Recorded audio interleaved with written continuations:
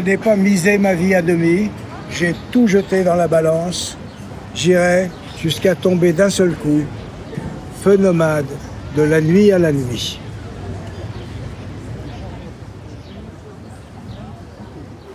Mais t'as quel âge là maintenant si c'est pas indiscret? Qui, moi? Oui. C'est pas indiscret du tout, mais c'est étonnant. 88 ans. La plupart des mecs que je connais ont disparu, les autres sont malades, et la majorité de mes copains ont entre 25 et 30 ans.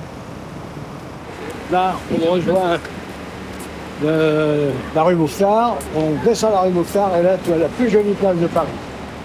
Bon, la fontaine en face, à gauche l'église, ici le bistrot, légèrement sur la droite, la plus chouette librairie du quartier. Oh, c'est magnifique.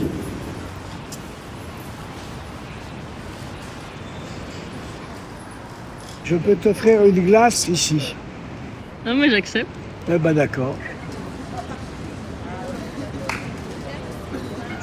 Mais toi t'es poète? Je suis. Peut-être même avant tout.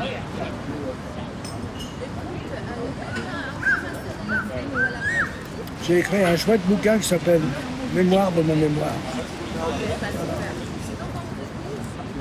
Très court.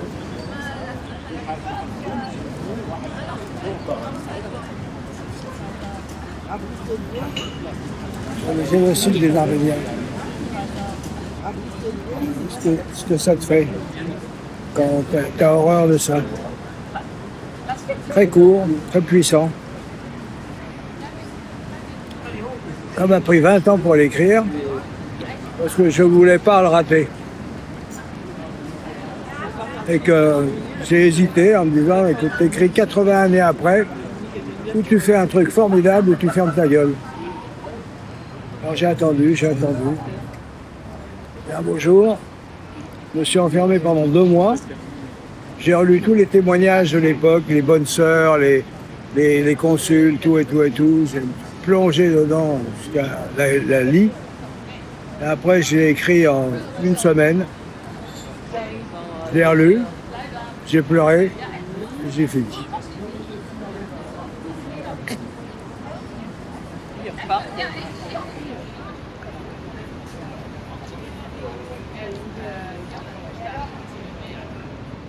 Dans l'histoire, tu patauges dans les caillots. C'est atroce. La poésie, c'est ce qui me permet de croire dans la vie. Bon, c'est pas tranquille, là. C'est pas agreste.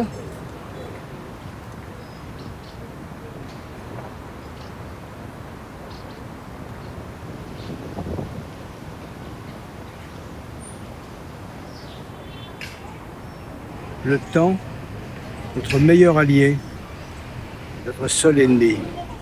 Sans bruit, passe, sans mouvement, sans passion aucune. Vieillit-il jamais, lui? Peut-il un jour mourir dans le silence sidéral où s'inscrit son passage? D'autres nous ont précédés il y a bien longtemps, lorsque le ciel, la terre et l'eau n'avaient pas été nommés, au temps où survivre était tenu, était tout, flanqué de mystère et de terreur. Notre courte histoire inscrite par des mots n'a que quelques milliers d'années. Une chaîne, une centaine de vieillards réunis dans un camp militaire ou un champ de ruines, presque tous défaits et soumis, bourreaux et victimes confondus, dans le vaste charnier du monde où l'on enterre, et les cendres des bûchers qui descendent les fleuves jusqu'à la mer.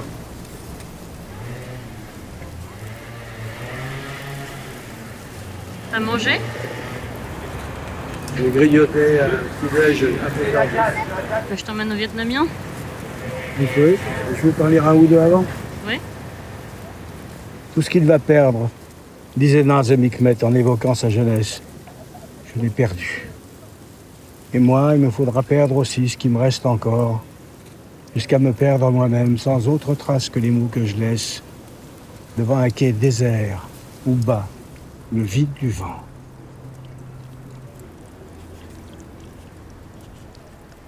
La servitude abaisse les hommes jusqu'à s'en faire aimer. Ces mots me reviennent souvent à l'esprit.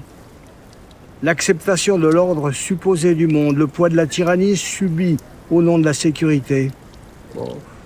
Je ne juge pas ceux qui furent défavorisés par la naissance, mais les autres, ceux qui pouvaient. Garde-toi d'avoir à penser, un jour, en te retournant, comment as-tu pu vendre ta vie unique pour si peu?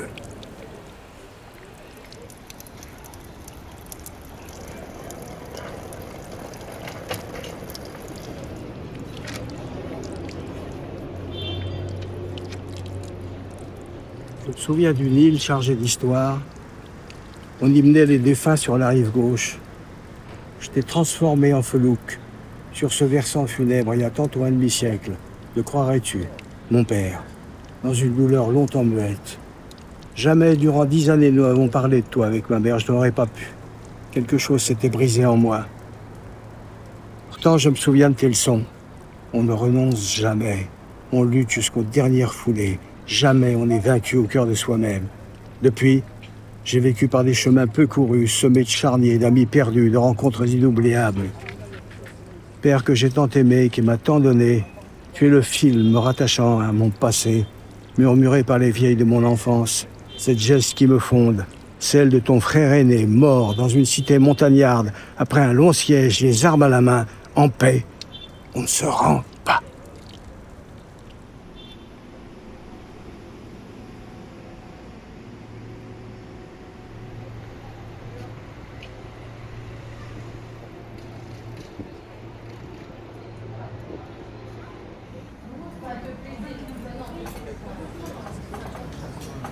Bonjour, c'est ce qu'on veut.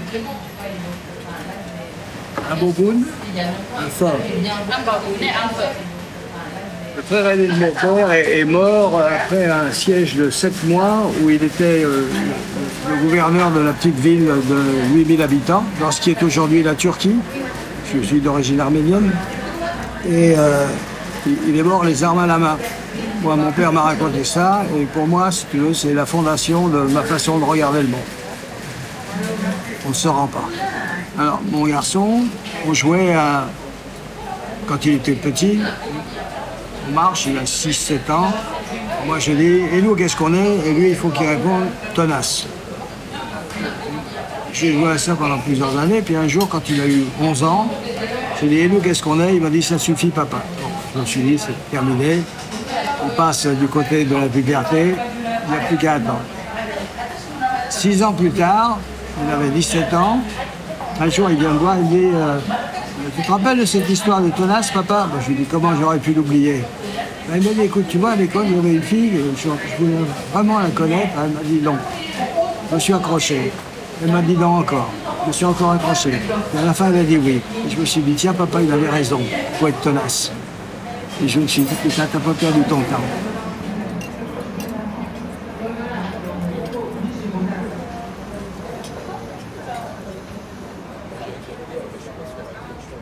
C'est à côté de l'hôtel des ancêtres.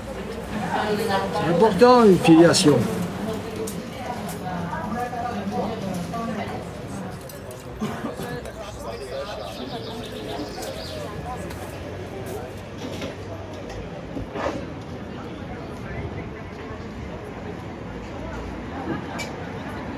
Mon père m'emmène au Sénat en août 1944. Le Sénat qui, à l'époque, était la commandant de Tours. C'est le jour où justement, l'état-major en question s'est rendu. Alors les portes s'ouvrent, sortent les officiers allemands entourés de FFI. La foule a tendance à se presser pour les bousculer. Les FFI leur disent non, on ne touche pas, etc. Moi, je me suis hissé sur un réverbère pour pouvoir tout voir. Et à ce moment-là, la Marseillaise éclate et je vois une blonde qui était en train de pleurer. Et je me suis dit, c'est fantastique ce que je vois là, je n'oublierai jamais. Et effectivement, je ne l'ai jamais oublié. Voilà, tu me disais, est-ce que tu as vu des choses qui t'ont frappé? Ouais, voilà, ça m'a frappé bien, bien fort. Qu'est-ce qui t'a frappé dans cette scène le plus La fille qui pleurait La fille qui pleurait, les mecs qui se rendent, la dramatisation de cette foule en train de vouloir se venger, et le fait qu'on ne les a pas touchés. Et la défaite pour ceux qui avaient été les maîtres pendant 4 ans, enfin tout ça, C'est revu évidemment avec ce que je sais depuis, mais sur le coup, ça m'a vraiment... C'est une scène que j'oublierai jamais. C'est avec quel âge? 10 ans. Voilà. Je suis allé là-dedans avec papa. D'un seul coup, j'ai vu quelque chose que je n'aurais pas imaginé. Enfin, les Allemands, pendant les années précédentes, je les voyais de l'hôtel qu'on habitait, ils sortaient de la commandanture et ils marchaient au pas avec leurs bottes cloutées, en rang, en chantant « Highly, High Low ». Et c'était vraiment l'image, la force de l'autorité, etc.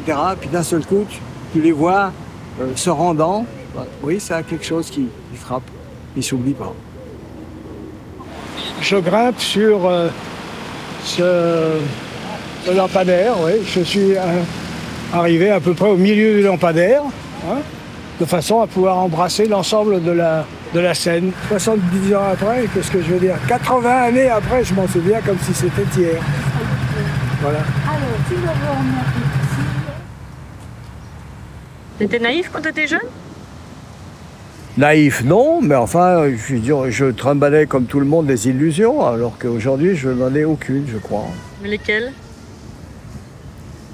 Par exemple, que nous pourrions changer le monde. Je pensais que nous pourrions changer le monde. Quand je m'aperçois le tout petit peu qu'on a amélioré, et sans compter tout ce qu'on a pu, comment dirais-je, régresser en même temps, je me dis, bravo, c'était une illusion, quoi. Voilà l'espèce que nous sommes, voilà ce que nous transportons de chaos et d'espoir.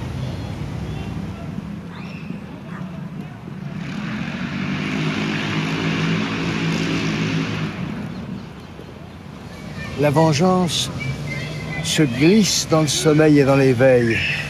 Unique pensée du jour et de la nuit. Le coup qu'il faudra porter afin d'être délivré du serment. Donner la mort contre une mort. La vengeance est épreuve, souffrance et plaisir, piège tendu, embuscade où bat le cœur, court instant longuement désiré, éclair d'aube à l'orée de la délivrance, soulègement d'avoir relevé le défi, laver l'honneur par le sang avant de retourner vers les siens en paix. Fallait-il aussi égorger les enfants à l'heure du désastre? Morts et blessés pêle-mêle, jetés dans la même fosse, les têtes coupées en guise d'exemple, ceux qu'on empale au carrefour, les notables dépecés vifs, tout le chapelet d'horreur où l'espèce dégorge sa haine, sa peur et la joie d'écraser. La guerre dévide ses caillots au fil de l'histoire. Ah ouais. Quelle gaieté, hein? Oui, le dernier, là, il date de 2015. En compte, c'est pas vieux, hein? Donc j'ai 80 berges. Et le premier, j'ai 25 ans. Celui qui est salué par André Breton. Donc, si tu veux, de ma vie, voilà ce que j'ai écrit. C'est de moi ce qui restera quand je serai mort. Le reste, ça passe. Nous sommes au centre du quartier latin, nous sommes auprès de la plus vieille église parisienne, qui n'est pas une église catholique, c'est une église de rite byzantin, grec.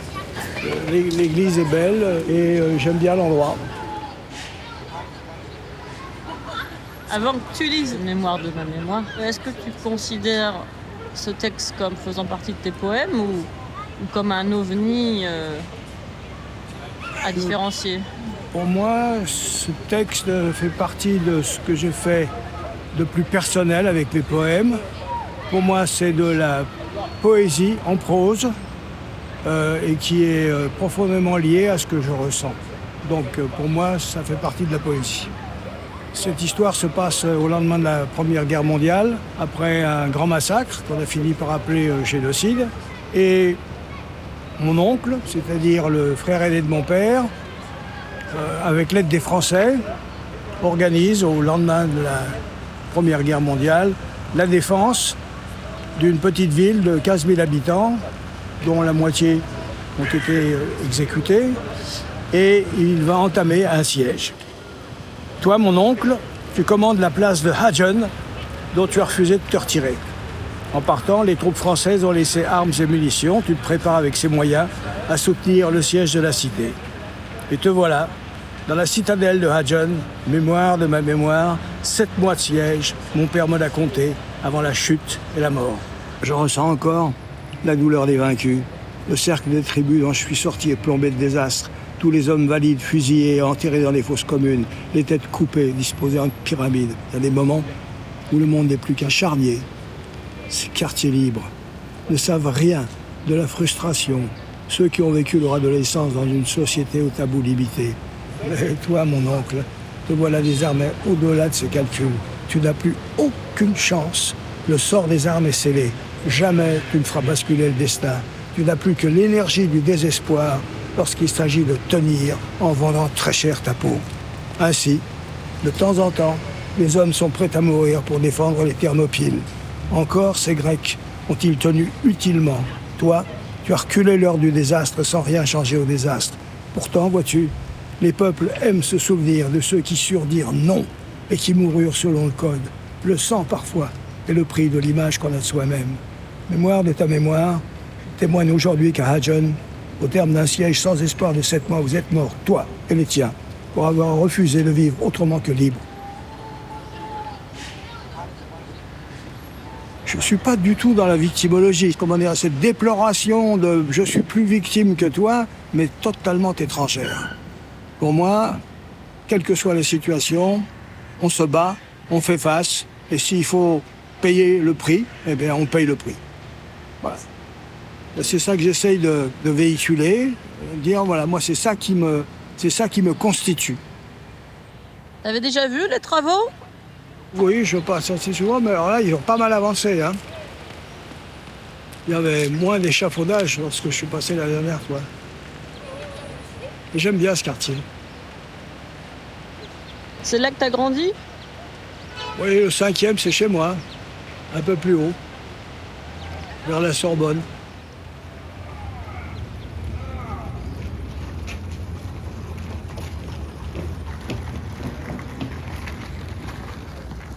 Il y a de longues années que je porte ces pages sans pouvoir me résoudre à les écrire. Maintenant que tout le monde est mort, depuis longtemps déjà, et que ma fin elle-même n'est point si lointaine, il est grand temps de rappeler ce meurtre collectif. Je n'ai pas d'amertume, cette aigreur trop commune avec l'âge dont la victime est d'abord soi-même.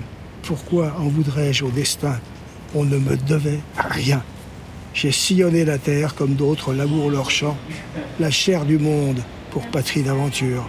J'accepte l'ordre des choses, où la naissance mène à la mort, comme le jour engendre la nuit. J'ai été un guerrier solitaire, vie fragile et si belle, tout feu éteint bientôt, et le ressac des souvenirs, mais calme est le fond de la mer qui est en moi. L'aube se lèvera quand je n'aurai plus d'aube.